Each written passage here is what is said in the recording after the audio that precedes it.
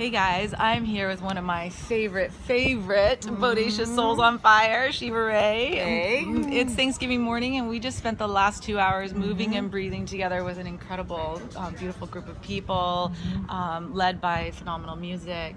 And it is just touched me in such a huge way. I'm just really inspired to share with you guys the whole difference between the idea of gratitude and being gratitude. So how is it that you guided us from one to the other today?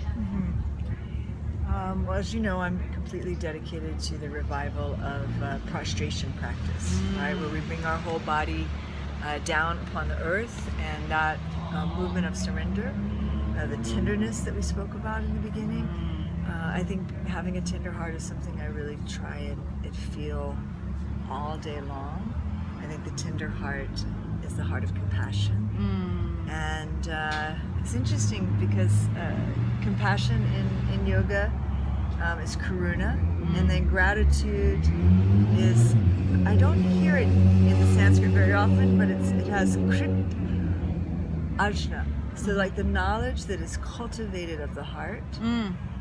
And so there's something about gratitude that is about that it's an actual practice. It's a cultivation. It can be a spontaneous awakening, a spontaneous, of course, we're so grateful. We can be grateful for our breath, grateful for an amazing meal, grateful for friendship. But what we were cultivating was more of this cultivation of gratitude from really our own embodiment, and including in that wheel outward, including, of course, our beloveds, our family members. For me, it doesn't matter how many times I do that, I always feel like it takes me to the essence of my parents, or the essence of my friend, or the essence of my family. And I think it's something to do with the movement, the intention, the music, and the breath.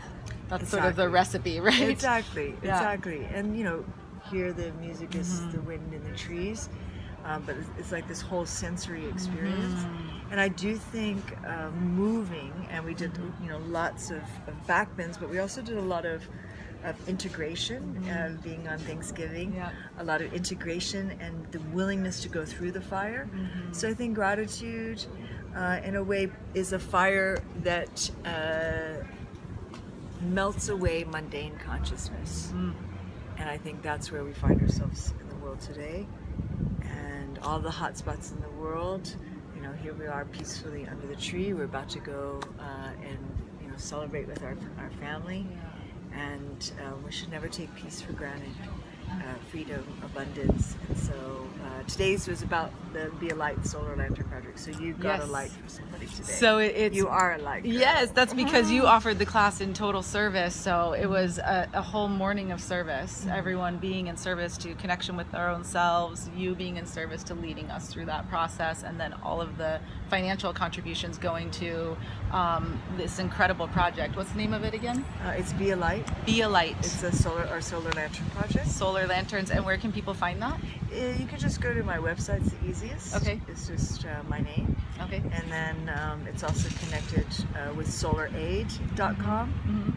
And these bring solar lights to people who don't have access to electricity. Yeah, right here in the homeless on the west side. Right here in LA. All the way. Exactly.